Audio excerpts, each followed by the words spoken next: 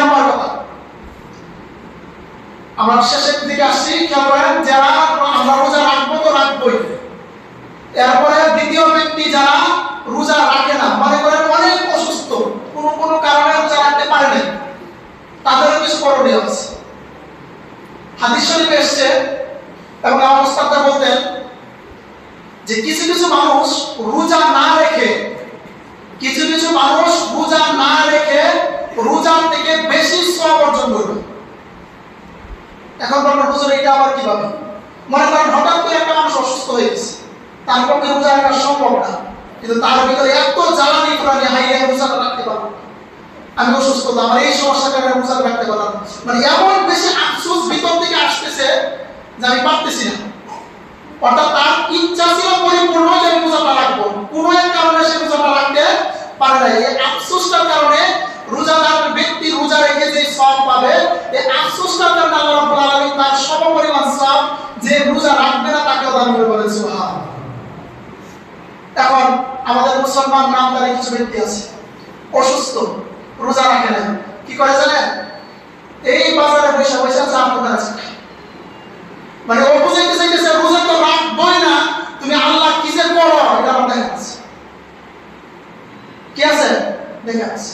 আপনি রোজা রাখতে পারেন নাই, আপনার উচিত হলো আপনার ঘরের ভিতরে খাবার খাবেন, তাও অন্যান্য দিনের মতো পেট বইলা একবারে জামা কাপড় বইলা খাওয়া যাবে, যতটুকু না খাইলেই না ততটুকু পরিমাণ আপনি খাবেন, কিন্তু ঘরটা আটকা।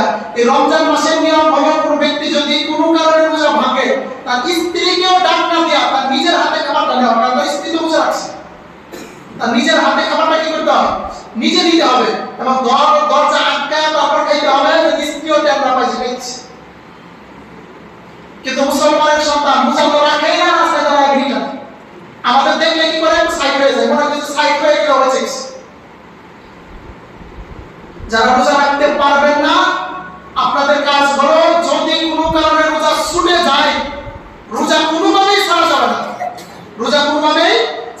না, কোনো কারণে যদি রোজা ছাড়তেই হয়, আপনাদের খাবার দাবারটা যেন ঘরের ভিতরে হয়, কোনো অবস্থাতেই কোনো পরিস্থিতি যেন কোনো খাবারই বাইরে না খাওয়া হয়, কোনো শ্বাস চলেও না, কোনো রাস্তায়ও না, কোনো জায়গায় না, যতটুকু খাবেন ঘরের ভিতরে খেয়ে মুখটাকে একবারে সুন্দর করে করতে গেলে হবে, যেন আপনাকে দেখলেও যখন অন্য মানুষ বুঝতে পারে যে আপনি রোজা আছেন, আপনি কি করছেন? রোজা রাখছেন। মানুষকে বুঝতে দেওয়া যাবে না আপনি রোজা রাখেন, আপনার ভিতরে যত সমস্যা তো আল্লাহ জানে, কে জানে? আল্লাহ জানে, এই জন্য মানুষকে বুঝতে দেওয়া যাবে না।